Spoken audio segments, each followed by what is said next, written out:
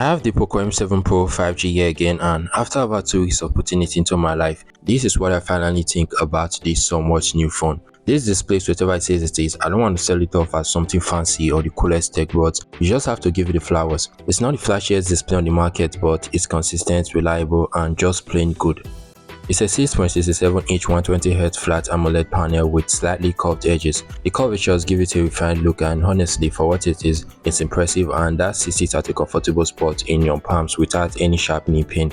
If you're a movie lover, gamer, or just someone who loves vibrant visuals, this display will not let you down, and in fact, for a phone in this price range, it's a pretty good one.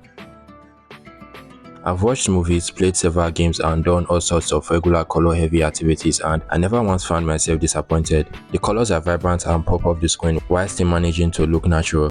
Blacks are deep, whites are bright, the bezels don't intrude, and the viewing angles are insane, which is exactly what you'd expect from an AMOLED panel.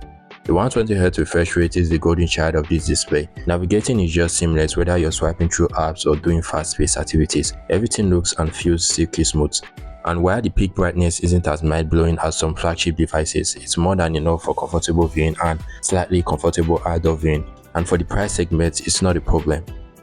You can't have a good display without a capable battery to keep up with its performance. The Poco M7 Pro comes with a 5110 mAh battery, which doesn't seem like a grand movement from a much regular 5000 mAh, but we still got some flagships in 2025 flexing 4000 mAh, and that just made me appreciate these budget phones more.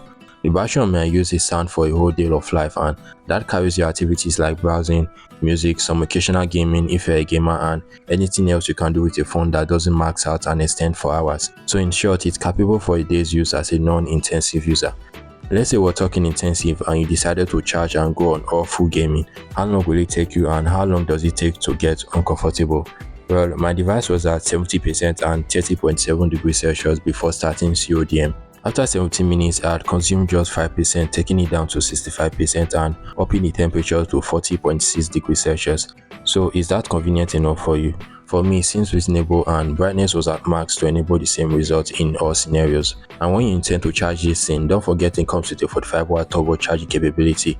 On the charging test, I started charging the device at 5% in turbo mode, and the phone started very cool at 35.5 degrees Celsius. It reached 100% after 1 hour 5 minutes with the temperature sitting at 36.1 degrees Celsius. So that should be around 1 hour 10 minutes if I had started from 0%. Is this fast enough for you?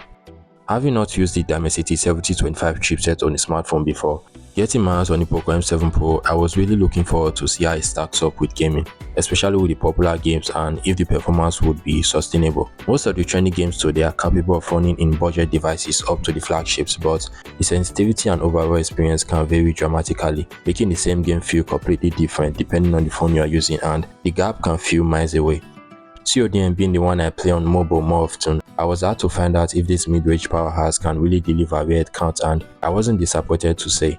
I've dropped several gameplay review videos before this one, and the phone really holds up for the games I care to play. The gameplays are smooth, no stutters, and the frame rate held and dropped slightly depending on the condition when playing. But all that is the numbers, as the experience remained standard for me. Graphics are really sharp, and the vibrant display really brings out the life of the game. Take the Asphalt Legends Unite for example. I could push the graphics settings up to high on Call of Duty Mobile and frame rate up to max. The device is capable of up to 60 FPS, as one would not expect anything higher for its range. The phone gets warm like any normal phone, but that's not an issue.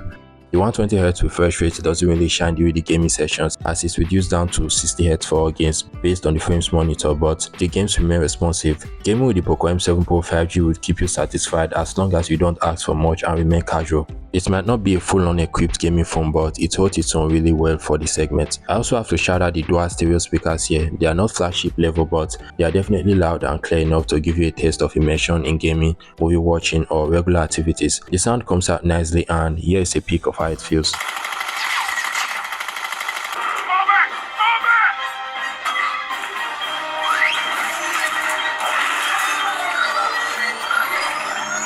The Poco M7 Pro packs a 50 megapixel main camera sensor, supported by a 20 megapixel selfie camera and a 2 megapixel depth sensor. The 50 megapixel is mostly capable of capturing shots with good contrast and great color reproduction, though some scenes may appear underexposed and lack appropriate colors in more dynamic lighting situations. This was very obvious during my comparison with the Xiaomi 40T Pro.